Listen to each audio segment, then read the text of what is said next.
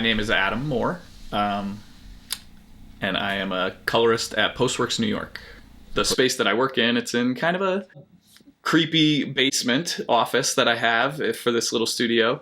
And, I work overnight. So going into this project, I was kind of a little worried, like, man, I'm going to be watching this, like, scary vampire movie in my own creepy, dark basement. Like, how is this going to go? But I did realize once we got into it that without the sound effects and without music, there was really nothing scary about it. But once it gets to the final product, once you've added in music and sound effects, that's where the real scares come in. Right. I think horror works in trying to play that tension between what is known and what is unknown. How do these horror films, through their visual design, their cinematography, their mise-en-scène, their sound design, how do they play with that tension between the seen and the unseen, the known and the unknown? And fear is the unknown. It's not knowing what's around the corner. Sound design plays a huge role because through Foley, you hear the and, the other kind of squelching noises, right? And that draws you back into your body. Horror is, of course, a genre that triggers a fear response. That heart pounding, that flushed face, the sweatiness, the sweaty palms, like all that, the stomach knots.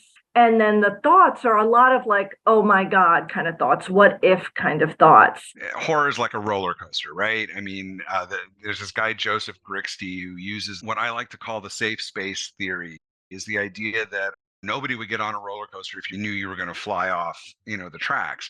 But we want to be pushed to the edge of flying off the tracks. Any kind of text is a safe space. We don't necessarily fear that what happens in the fiction is going to happen to us, but we fear the idea of it. It's not that we're afraid that Jason Voorhees is actually going to come after us, but we're watching, horrible things that are happening, and it's the idea that these things could happen. That's what we fear. You're watching a film, you're immersed in it, you get to experience those emotions, whether it is fear or anger or anxiety. And then you can switch off the film and walk outside in the sun, right? The mystery of maybe not knowing exactly what we're supposed to be afraid of is like some of the most valuable stuff to put into a horror movie. Why? Why are we afraid of it? If we're frightened, it's an emotion that elicits an adrenaline rush. You have endorphins that are released. You feel very alive after you've been afraid. It explains why people go bungee jumping and why skydiving. There's something about facing that kind of emotion that is thrilling, and it ironically makes us feel alive. People like doing that in a group, right? Like they like watching these things and feeling that kind of collective energy, like that little adrenaline rush of, oh, what's going to happen? We appreciate that stimulation, that little adrenaline burst that happens in our brains, that fight or flight reaction from our hypothalamus, and then translating into our organ responses beyond that. And then that sense of relief. Some people like the thrills. Some people like to have that cathartic moment where you're completely terrified and frozen in the movie theater, but then you're able to and leave and work through also your fears and anxieties. There's something that is appealing to us about that level of arousal. We like new and interesting experiences. I think there's something very innately human about it that really drives some of the appeal, things like horror. There's something about fear that people kind of enjoy, and we're not going to go put ourselves in front of a train and hope to get hit, but we might put ourselves in front of a train and then pull out of the way at the last minute in order to feel that kind of rush. Some people are more sensation seeking, and they're more sort of chill as they encounter horror. So they might actually crave watching it to try to get that jolt of adrenaline. There's an enticement that we feel as humans to sort of flirt with that sense of danger. And that probably goes back in evolution. Children love to play games of chase in the schoolyard. There's a thrill that we seek kind of inherently. The one kind of interesting thing that I realized working on this horror film was how much the sound and music and things like that really go into making it scary.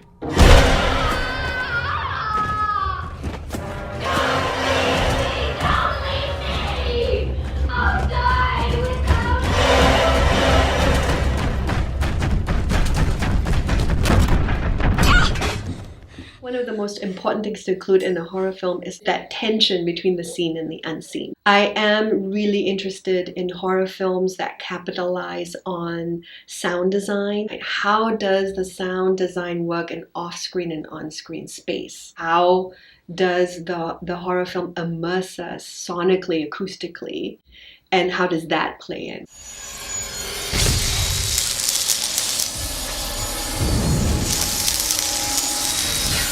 I think the thing that was so fascinating to me about The Quiet Place was how absolutely terrifying it was as a horror film that had no sound for most of the film.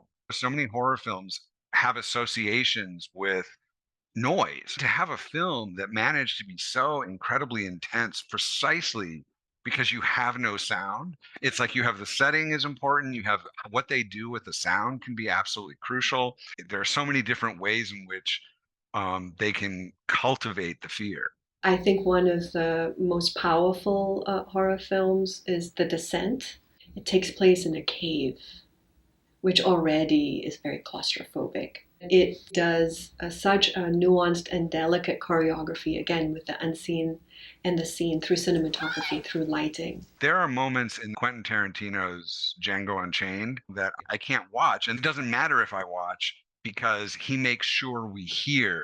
There's a scene where a man is torn apart by dogs, and we don't see it, but we hear it. And because of that, it is horrifying. And it's like you want to shut your ears, close your ears, shut it out. What film does for us is it provides a series of shots. It's called a shot reverse shot. Your main character is looking at something, and then you see what the character is looking at, and then the camera goes back to the character. And these work to put us into the position of the character. And they will do this by sometimes putting us into the position of the killer or of the monster. We'll actually literally see through the monster's eyes, which can happen. Think about the opening of the original Halloween. There's a mask on the camera. We're in Michael Myers' point of view. With a horror film, the camera is really putting you right in there. There is definitely an influence when someone's making a horror film in where, the locations that they choose to film or set the movie. The movie I had worked on was set and filmed in Massachusetts. There was definitely in an area where, kind of spooky things had happened before, and they definitely tried to work off the vibes of where they were shooting. The woods have a long tradition of being a space of both opportunity and a space of mystery and horror. It was, with the Puritans, you don't want to go in the woods, that's where Satan is. In American horror films and European horror films, you have the figure of Dracula, for example, or you have zombies. In Indonesian horror and in Malaysian horror and Singaporean horror, there is a figure. It's called a penanggalan. And it is a woman's head with her entrails, her intestines dangling.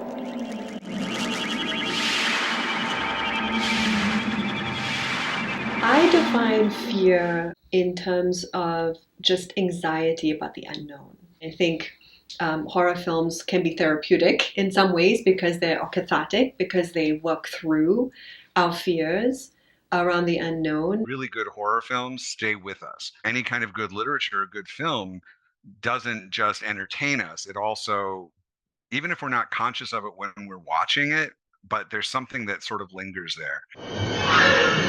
Here's Johnny!